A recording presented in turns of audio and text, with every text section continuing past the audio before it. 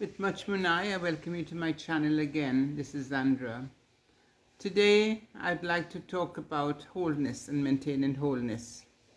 Behind me is a picture of the Kaitya Falls from Guyana and some lilies, original paintings from Spain, and the owl, which is the smallest picture, which is about wisdom.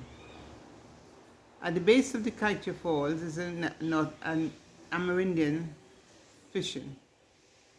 And the wholeness of this picture doesn't only show us the magnificence of the Kaitya Falls and the wholeness of man below it, and the connection between man, water, and the Great Spirit, and Mama Kila, who's responsible for all the waters, the oceans and the rivers, and the majesty that comes from integrating all these elements together. We should not be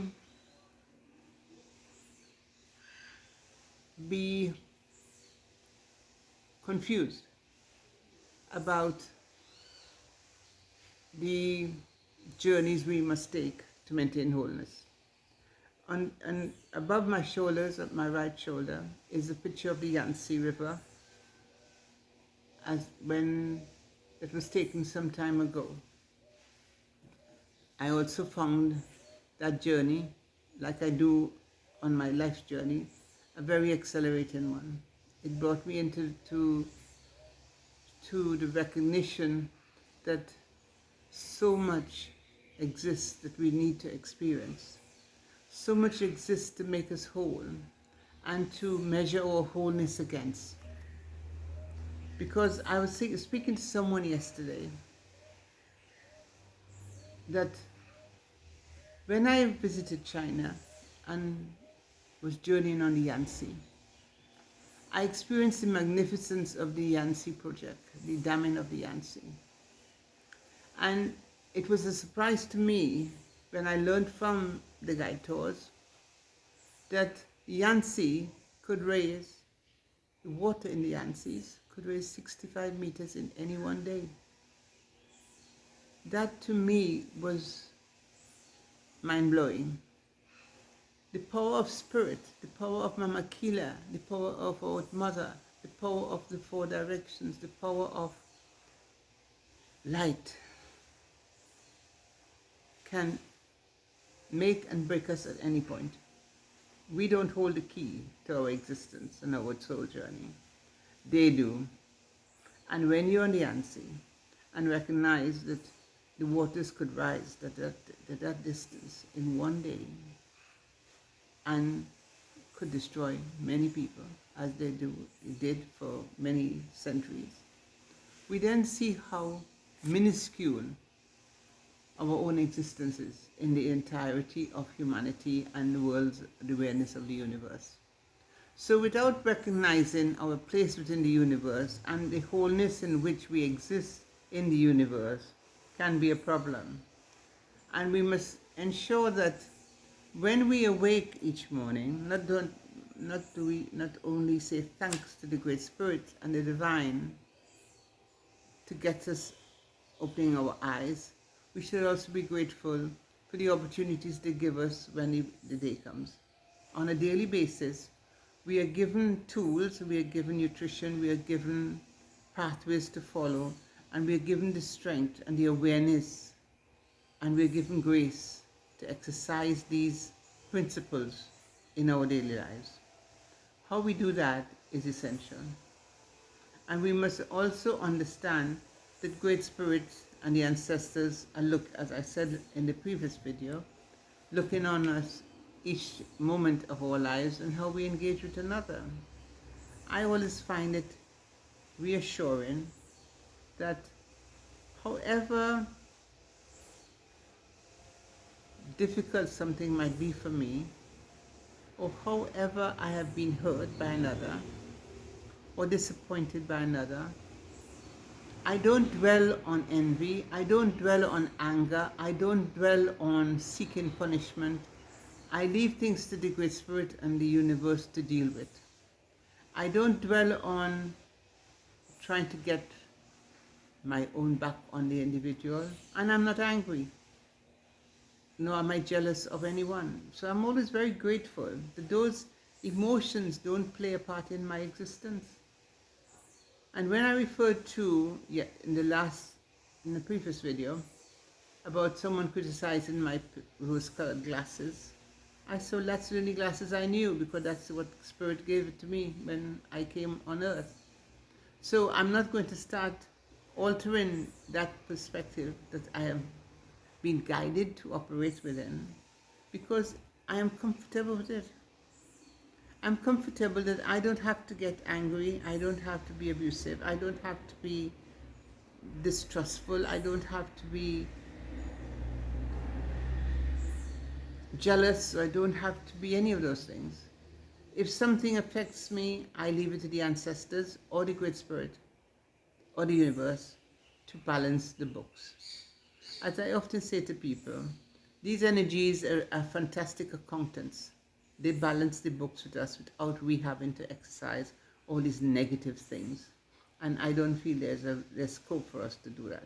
What we should be mindful of is the generosity of spirit, that we were all given the opportunity to demonstrate to another and be aware that as we journey as we complete our soul journey on earth, we should do it in the best possible and most gracious way possible.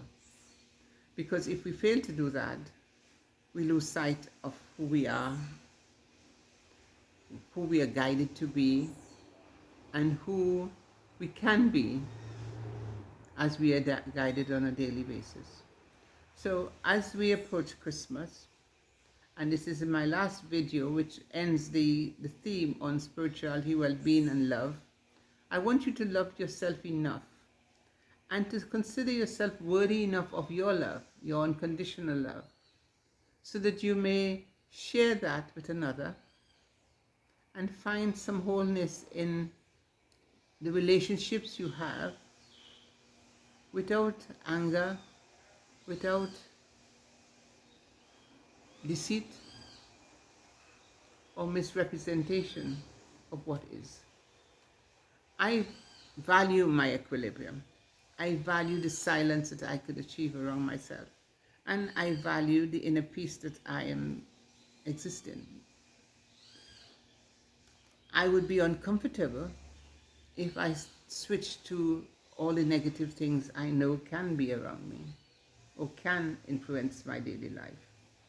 So when we journey, we should journey with the belief in ourselves that when we merge our health and well-being and make our health and well-being the principal priority in our existence, i.e. to be the best, healthiest person we can be, to be the richest person nutritionally that we can be, and seek help where we need it to make sure we do that, to make sure we eat in wholesome food, that we are clothing ourselves wholesomely, and that we are living wholesomely. When I say wholesomely, I mean that we are taking on board the energy that's around us and the joys we might get from interacting with another on a daily basis, or with others on a daily basis. So today, as we enter the Christmas season, I want you to consider your worthiness and acknowledge to self that you are worthy. You're worthy of love, you're worthy of compassion, you're worthy of passion, you're worthy of abundance and wealth. And the affirmations you get from recognizing your worthiness and recognizing that spending time affirming within self the gifts that the universe offers us on a daily basis and the value of spirit in our lives to direct us on a daily basis, we can then find wholesomeness in another. We can soar and shine, as my channel title is, without effort. If we have to make an effort to soar and shine, then that tells us It tells me there's a big void that we have to cross.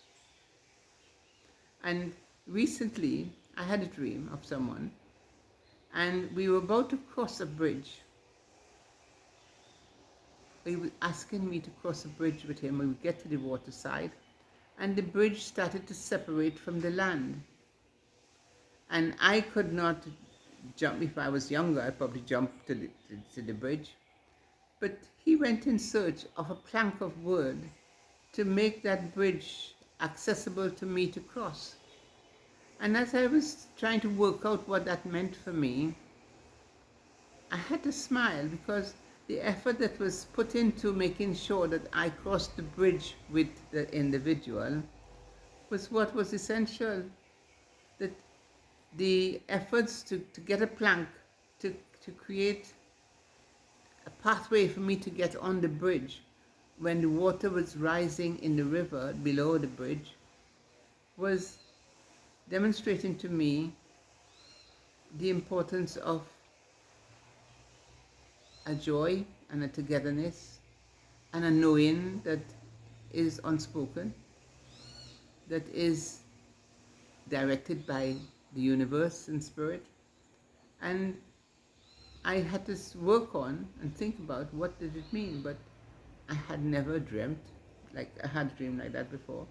And I'm very cautious of rivers, the heights of rivers and water and bridges, although I like the dangers in it, but if I'm going to be central to it, then I have a big issue. But I stepped on the bridge from the plank of wood with a reassuringness that somebody cared enough for me to take my hand to get a plank of wood for me to cross the waters with that individual. And I thanked Great Spirit when I became conscious that it was a dream and not a reality, that I had been shown a way to exercise trust in another without question. And that other had shown me that that person was trustworthy, that I can trust that person. And regardless of what had gone on before in my life, or my experience of that individual, what was happening was a re-establishment of trust that only the Great Spirit and the ancestors and the divine realms can direct. Certainly not me, and certainly not that individual. So when we engage with people in our life, as we journey on in our soul journey with merging health, well-being, spirituality and love, we have to be mindful of all the people who might come in and out of our lives and what the gifts they offer at any one time. So we should appreciate however small that gift is. We should recognize the value in another and express that value to the other. And not be consumed by any previous experience that was not as positive as this one. So hold on to the positives. Hold on to the love within self and the love for others. Hold on to the composite engagement of love, spirituality and well-being, and how it could influence our lives. Hold on to the gift of spirit. Hold on graciously to the gifts of the ancestors and the angelic realms who ensure that we are guided on a daily basis. And as the new year arrives, ask the Great Spirit to lead, to show you the path that you should follow, to ensure that you are the best version of yourself. That show you the path that you should follow to ensure that our Earth Mother is protected and loved as she should be. Love the individuals around you and forgive, but you could also remember. And in remembering, remember the value and the generosity of spirit. And as I say goodbye to you and wish you a happy Christmas and a happy New Year, I ask you to engage with others, being the best version of yourself. Soar and shine every day of your life as you walk the earth plane, as you engage with spirit, and as you would say thank you to our Earth Mother for all the gifts she gives us. The ancestors are here looking at us, upon us. Be thankful for them too. And be thankful for the angelic realms and the other realms that exist around us. We don't only operate in 3D. There's a 4D, a 5D, and a 7D, and a 6D, and an 8D. So we have so much to grow. We have so much to learn. And if we keep an open mind about our learning and our growing, then we would find the journey ahead a much easier one. I wish you well, and I wish to welcome you into the new year that will be filled of grace and wonder. I thank you. If you like what I've said in the last few months, and particularly the last month on well-being, spirituality, and love, then share and subscribe to my channel. I'll speak with you again just before the new year. Take care. Bye-bye.